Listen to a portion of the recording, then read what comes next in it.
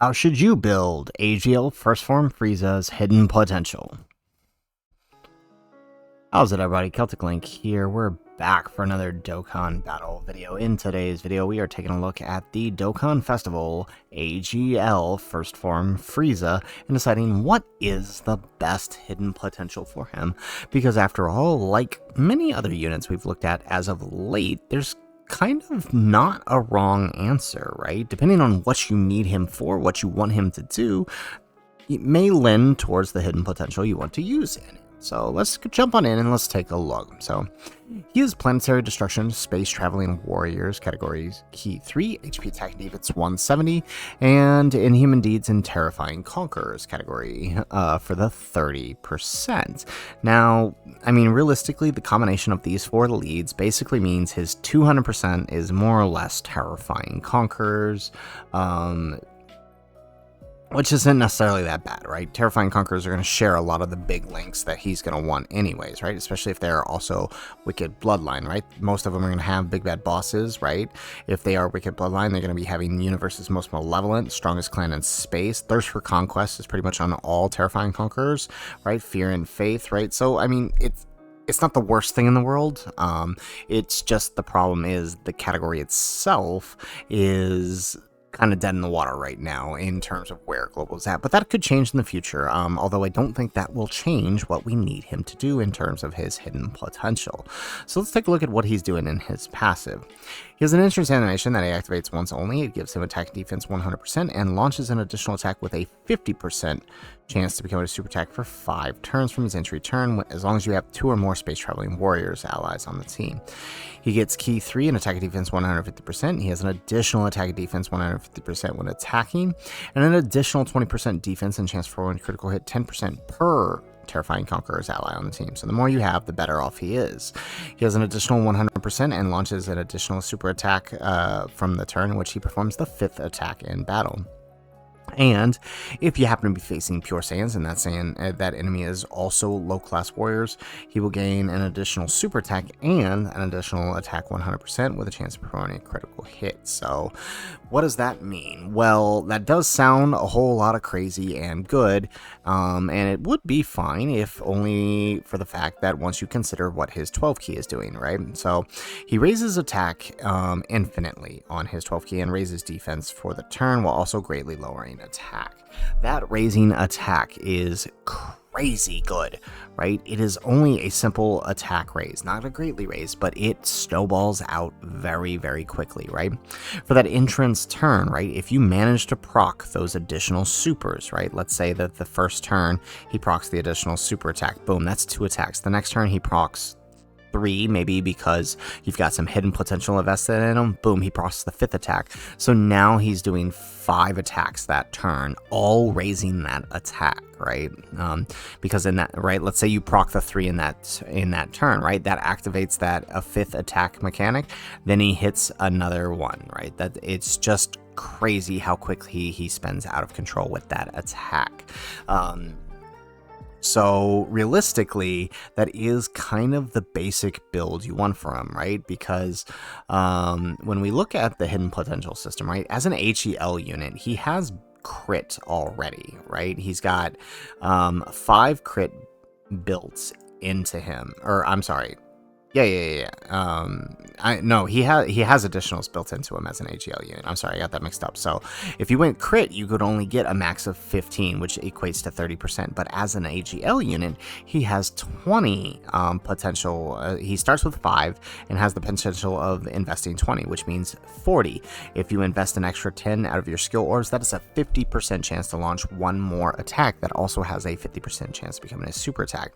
The more attacks he does, the better off he is, right? Because the more you're going to raise your attack, but also the more you're going to raise your defense, right? If we look at Halford's calcs right here, we can see that during his if you're on a full Terrifying Conquerors, right, team, for the first couple of turns, right, you've got up to 1.8 defense if you launch at least 2 attacks, 1.8 mil defense.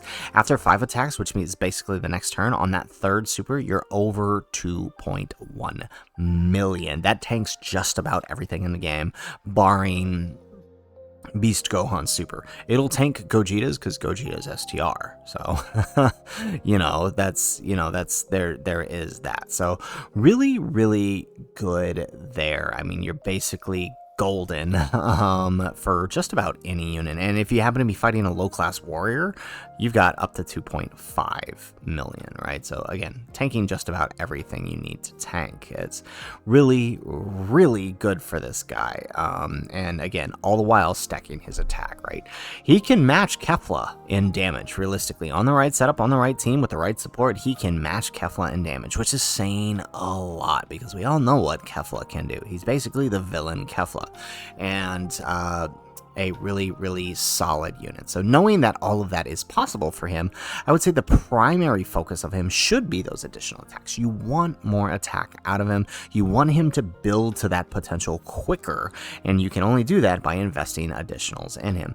As an AGL type, as I said, he begins with 5, which means if you invest with your 55%, your silver skill orb is level 5, that puts him at level 10. That's a 20% chance of doing an additional super. So that's really, really good.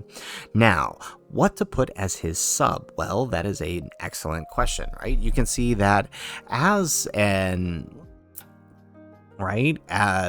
through his passive, he does have 10% per Terrifying Conquerors, meaning he can have up to he can have up to 60% chance to crit, depending on how many Terrifying Conquerors you have on the team.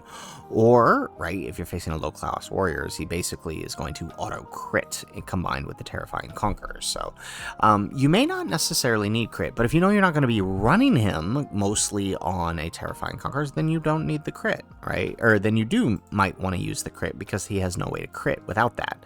So, my recommendation, personally, based on this information, is to go additionals, right, as his primary, and evasion as his secondary, right? Realistically, you're not running him without Terrifying Conquerors, right? Which means even if you ran the bare minimum you needed to activate his intro, which, of course, is, right, 2, right? The bare minimum, 2, so you would have him plus the friends Frieza, assuming you're running the friend Frieza, you're running him on his own team, plus 1 more ally. That's 30% chance to crit still. That's still a good enough chance, I think, to justify investing the rest of your sub into evasion, right?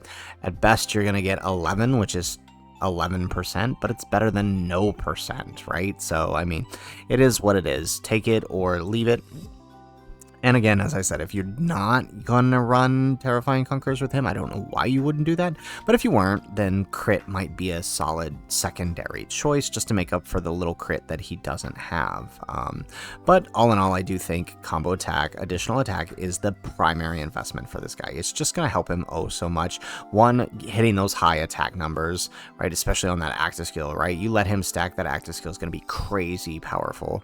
And then of course, helping him achieve the good defense he needs, right? Post 3 supers, you're talking about 2 million defense, which is really good. That's really helpful for his teams. If only the rest of his team could achieve what he's achieving, but sooner or later it will. So guys, that is it for the video. That is our hidden potential guide for the AGL First Form Frieza. If you like the video, make sure you hit that like button and subscribe to the channel if you have not already. And in the comments down below, let us know, how would you build your First Form Frieza? I personally went full additional, and I gave him a little bit of crit just to make up for that extra chance, because I usually have about 3 non-Terrifying Conquerors on my team. So, you know, I would look at it doing it that way. So, yeah, but I'm curious to know what you would do. So, guys, that's it for the video. If nothing else, thanks for watching, and aloha.